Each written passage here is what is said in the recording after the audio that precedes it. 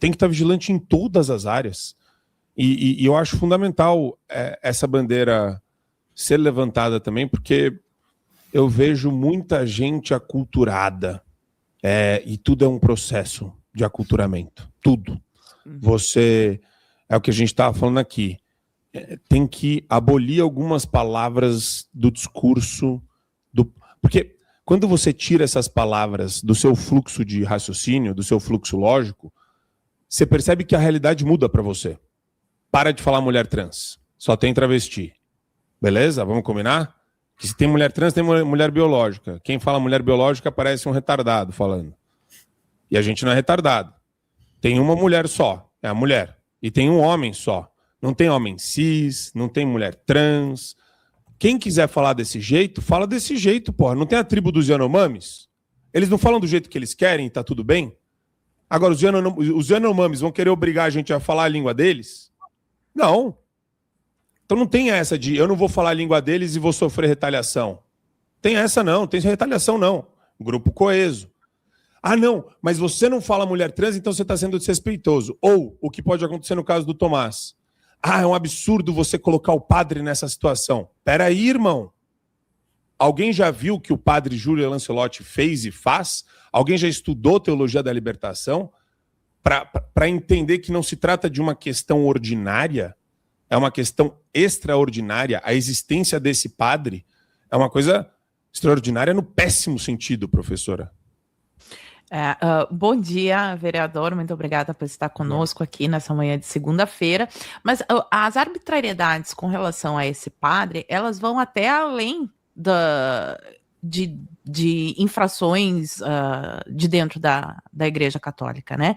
Ele tem atividades com ONGs que parece estavam sendo investigadas.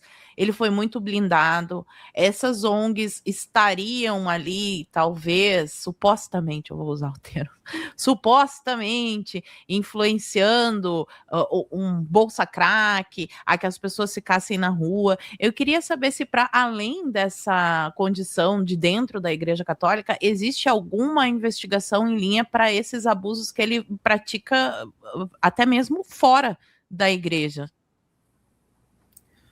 Paula, eu, como vereador aqui em São José dos Campos, a gente enfrenta, assim como São Paulo tem enfrentado, a questão dos moradores de rua, dos dependentes químicos, né, dos usuários de drogas que tomam as nossas ruas, que por vezes são custeados, financiados pelo poder público, não só o poder público municipal, mas o poder público municipal, né, que paga, como você falou muito bem, aí, a bolsa crack, né, contrata uma vaga, um leito dentro de uma clínica terapêutica, né, que poderia servir para fazer o tratamento desse indivíduo. No entanto, essa clínica, na verdade, recebe esse dinheiro, e como a gente não tem a figura, é muito difícil a figura da internação compulsória, você tem que ir lá na Cracolândia e convencer esse indivíduo a buscar o tratamento, esse cara fica 2, 3 dias nessa clínica, sai e fica atormentando na cidade onde ele foi encaminhado, enviado.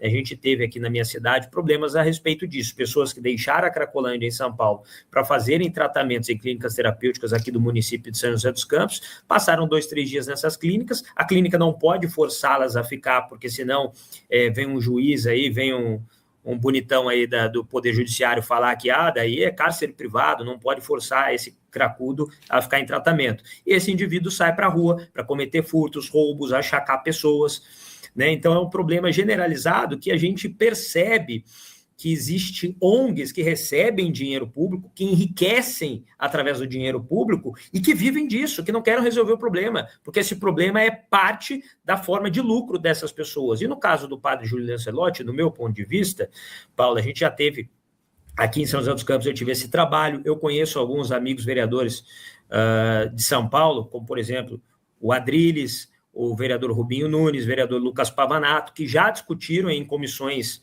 na Câmara de São Paulo, se eu não me engano, a questão dessas ONGs e desta máfia que recebe dinheiro público para manter as pessoas nessa situação. No caso do padre Júlio, eu acho que é ainda mais grave, porque, assim como eu falei aqui, né, eu conheço inúmeros padres, párocos aqui de São José dos Campos e de outros municípios do estado de São Paulo que fazem trabalho social, que ajudam pessoas em situação de vulnerabilidade. A igreja faz isso há décadas, há séculos. Mas eu só conheço um padre que, além de fazer discurso político, de apoiar candidatos de esquerda, fica fazendo uma propaganda sobre esse auxílio que ele presta às pessoas simples, às pessoas pobres. E isso é com uma razão, é por um motivo.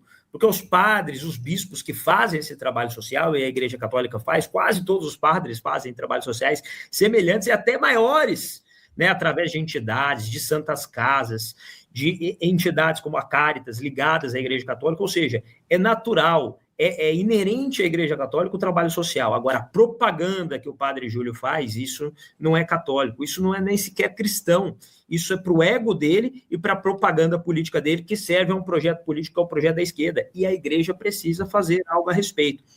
Eu, como leigo católico, cobro que a Igreja, né, faça isso, acredito na Igreja, acredito que isso ainda vai ser sanado futuramente. A gente sabe que o tempo da Igreja é diferente do tempo da sociedade civil, mas a gente acredita que isso vai ser sanado. E do ponto de vista parlamentar, Paula, eu já vi algumas ações a respeito disso na Câmara Municipal de São Paulo, mas eu acredito que a gente precisa ampliar, levar essa discussão não só para os municípios, mas para todo o estado de São Paulo. Afinal, essa questão dos moradores de rua e dependentes químicos é uma coisa que, além de atrapalhar o cidadão de bem, tudo bem, são pessoas, precisam ter direito ao tratamento quando quiserem, mas a minha prioridade é a pessoa que está saindo para trabalhar, é a menina, é a criança, é a mulher que sai na rua, é incomodada, achacada, intimidada a dar uma esmola para o cara consumir droga, consumir uma pedra de crack. Eu quero proteger primeiro essas pessoas.